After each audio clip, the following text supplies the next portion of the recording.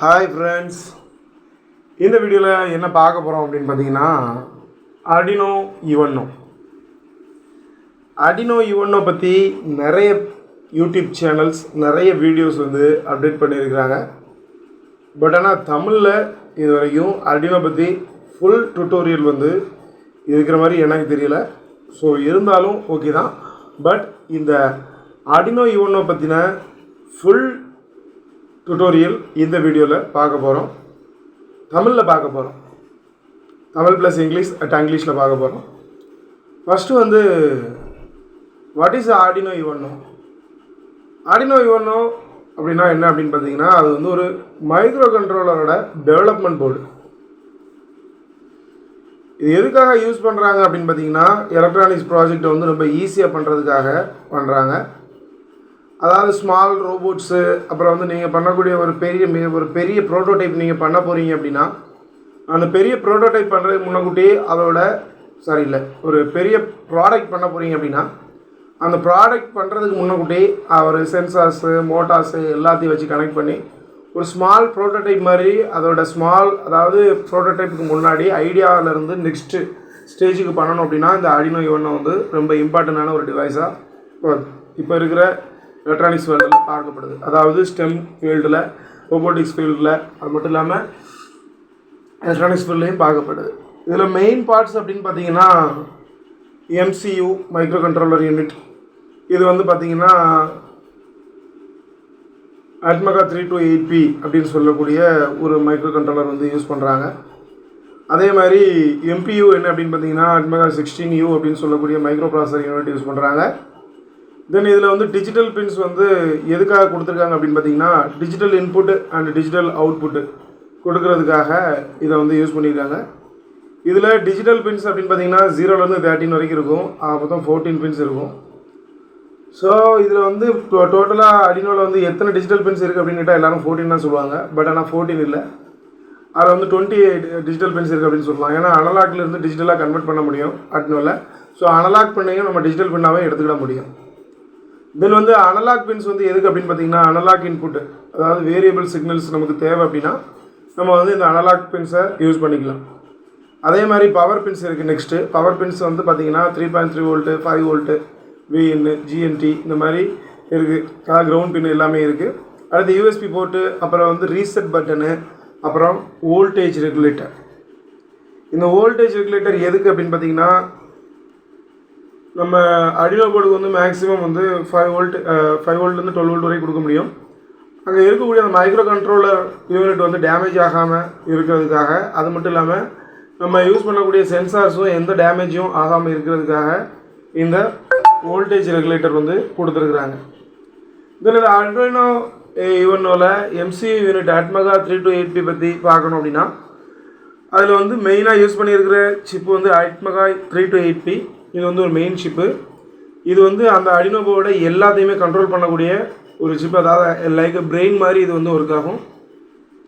இதில் 32 KB flash memory கொடுத்துருக்குறாங்க. அதாவது நம்மளோட கோடை ஒன் டைம் யூஸ் பண்ணிவிட்டு திருப்பி அதுவே அதை எரேஸ் பண்ணிவிடும், அந்த மாதிரி கொடுத்துருக்குறாங்க. அப்புறம் 1 KB EEPROM கொடுத்துருக்குறாங்க. இது ஒரு பெர்மனன்ட் மெமரியாக இருக்கும். அடுத்து 2 KB SROM கொடுத்துருக்காங்க, ரன்னிங் மெமரி கொடுத்துருக்குறாங்க. அப்புறம் 16 MHz கிளாக் ஸ்பீட் கொடுத்துருக்குறாங்க. 14 டிஜிட்டல் இன்புட் அவுட்புட் பின்னும் 6 பின் பல்ஸ் வித் மாடுலேஷன் PWM பின்னும் கொடுத்துருக்குறாங்க. அது மட்டும் இல்லாமல் அனலாக் பின்ஸ் 6 இருக்குது அப்படின்னு ஆல்ரெடி நான் சொல்லியிருக்கிறேன். இதில் முக்கியமான நோட்ஸ் என்ன அப்படின்னு பார்த்தீங்கன்னா, MCU unit Arduino Uno does not have a separate MPU is common in computers or Raspberry Pi. Arduino uses MCU which combines CPU and memory input output all are one. இதில் digital pins அப்படின்னு சொல்லக்கூடியது நம்ம 1 to 0 to 13 சொல்லுவோம். இது on off ப்ராசஸ்க்காகவும் input output ப்ராசஸ்க்காகவும் இதை use பண்ணுறோம். Pulse width modulation பின் அப்படின்னு சொல்லக்கூடியது நிறைய இருக்குது. அதில் மெயினாக எல்லோரும் யூஸ் பண்ணக்கூடிய பின் 6 தான் சொல்லுவோம். ஆனால் இதில் பல்ஸ் வித் மாடுலேஷனுக்கு யூஸ் பண்ணக்கூடிய பின்ஸ் பார்த்தீங்கன்னா 3, 5, 6, 9, 10, 11. இந்த பின் எல்லாமே பல்ஸ் வித் மாடுலேஷனில் யூஸ் பண்ணக்கூடிய ஒரு பின்னாவே நம்ம பார்த்துட்ருக்குறோம். தென் அனலாக் பின்ஸ்ன்னு எடுத்துட்டிங்கன்னா, இது அனலாக் சிக்னலை ரீட் பண்ணும். அதாவது டெம்பரேச்சர், லைட் இந்த மாதிரி அனலாக் பின்ஸை யூஸ் பண்ணுறது. டிஜிட்டல்லையும் பண்ணலாம், பட் அனலாக்ன்றது நமக்கு வந்து கொஞ்சம் அக்யூரேட்டாக இருக்கும் அப்படிங்கிற மாதிரி சொல்லுவாங்க. அப்புறம் வந்து இதில் வந்து பவர் பின்ஸ்னு பார்த்தீங்கன்னா 3.3 வோல்ட் எதுக்கு கொடுத்துருக்காங்க, 5 வோல்ட் எதுக்கு கொடுத்துருக்காங்க அப்படின்னு பார்த்தீங்கன்னா, சில சென்சார்ஸ் வந்து லோ பவர், அதாவது இப்போ வந்து கேஸ் சென்சார் எடுத்துட்டிங்கன்னா 3.3 வோல்ட் தான் கொடுக்கலாம். அதே இது இப்போது அல்ட்ராசோனிக் சென்சார் எடுத்திங்கன்னா 5 வோல்ட் கொடுக்கலாம். ஸோ இதுக்காண்டி இந்த பவர் சோர்ஸுக்காண்டி 3.3 வோல்ட் 5 வோல்ட் கொடுத்துருக்காங்க. கிரவுண்ட் பின் பொறுத்தளவுக்கு இதில் வந்து 3 கிரவுண்ட் பின் இருக்கும். இந்த 3 கிரவுண்ட் பின்னுமே நம்ம யூஸ் பண்ணிக்கலாம். அடுத்து விஇன் அப்படின்றது ஒரு பின் இருக்கும், அதாவது வோல்டேஜ் இன்புட் அப்படிங்கிற மாதிரி இருக்கும். அந்த வோல்டேஜ் இன்புட் எதுக்கு அப்படின்னு பார்த்தீங்கன்னா, voltage input if you want to give power using battery, நம்ம பேட்டரிக்கு வந்து பவர் கொடுக்கறனாலும் கொடுத்துக்கலாம். அதாவது 7லேருந்து 12 வோல்ட் வரைக்கும் அதில் நீங்கள் இன்புட் கொடுத்துக்கலாம். அதுக்கப்புறம் ரீசெட் போர்டு வந்து போர்டை வந்து ரீசெட் பண்ணுறதுக்காக இதை வந்து நம்ம யூஸ் பண்ணிக்கலாம்.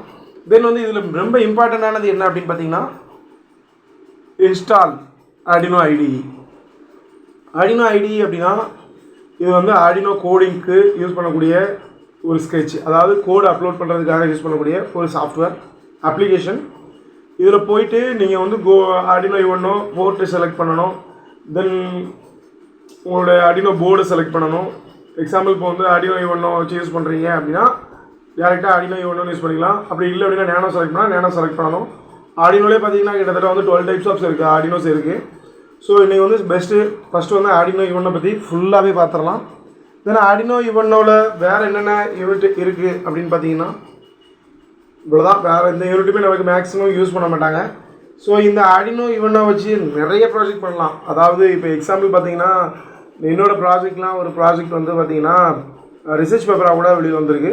தென் பேட்டன்ட் அப்ளை பண்ணியிருக்கிறேன். ஜஸ்ட் ஆர்டினோ வச்சு யூஸ் பண்ணி பேட்டன்ட்டு தென் ரிசர்ச் பேப்பர் எல்லாமே யூஸ் பண்ண முடியும். என்னோடய ரிசர்ச் பேப்பர் வந்து ஜேபிஏட்டரில் வந்திருக்குது. அதில் வந்து பார்த்தீங்கன்னா லேண்ட்மைன் டிடெக்டிங் ஷோ அப்படின்னு சொல்லி சர்ச் பண்ணி பார்த்தீங்கன்னா என்னோடய ரிசர்ச் பேப்பர் அதில் இருக்கும். அதே ப்ராஜெக்ட் வந்து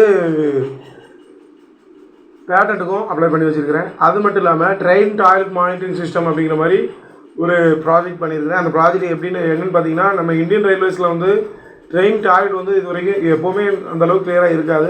அதாவது இந்த வந்தே பாரத் ட்ரெயினில் வந்து ரொம்ப கிளியராக ரொம்ப நியூ டெக்னாலஜி யூஸ் பண்ணியிருக்காங்க. ஸோ ஓல்டு மாடல் ட்ரெயினில் என்ன பார்த்தாலும் ஏசி கோச்சஸில் இருந்தாலும் எங்கே போனாலுமே அந்த ட்ரெயின் டாய்லெட் வந்து அந்தளவுக்கு வந்து க்ளீனாக இருக்காது. ஸோ அந்த க்ளீன்னஸை டிடெக்ட் பண்ணுறதுக்காக ஏர் குவாலிட்டி ஸ்மெல் சென்சார்னு ஒரு வீடியோ இதுக்கு முன்னாடி போட்டிருப்பேன். அந்த சென்சாரை யூஸ் பண்ணி அங்கே இருக்கிற ஸ்மெல்லை டிடெக்ட் பண்ணி இந்த பாத்ரூம் வந்து கிளியராக இல்லை அப்படின்னு சொல்லி வெளியில் டிஸ்பிளேல தெரியும்.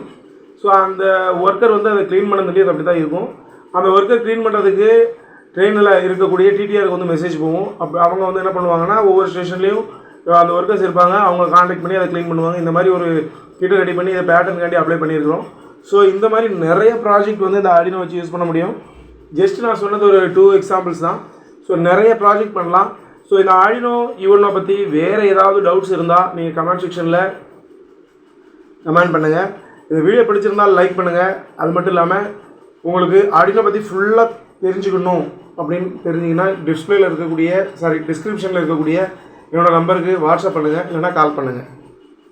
தென் வந்து இந்த ஆர்டினோவோட கோடிங் வந்து இந்த அடுத்த வீடியோவில் ஆர்டினோ கோடிங், அதாவது சி லாங்குவேஜ் சிம்பிளாக வந்து ஒரு ஆர்டினோ வச்சு, ஒரு எல்இடி வச்சு, ஒரு சென்சார் வச்சு, ஒரு பஸ்ஸார் வச்சு சிம்பிளாக கோடிங்கை நீங்களே எப்படி ஓனாக ரைட் பண்ண முடியும் அப்படின்றத அடுத்த வீடியோவில் எடுக்கிறேன். இந்த வீடியோ பிடிச்சிருந்தால் லைக் பண்ணுங்கள், நம்ம சேனலில் மறக்காமல் சப்ஸ்கிரைப் பண்ணுங்கள். தேங்க்ஸ் ஃபார் வாட்சிங் கேவிஎஸ் டெக்னாலஜிஸ். ஐயப்பன் கந்தசுவாமி.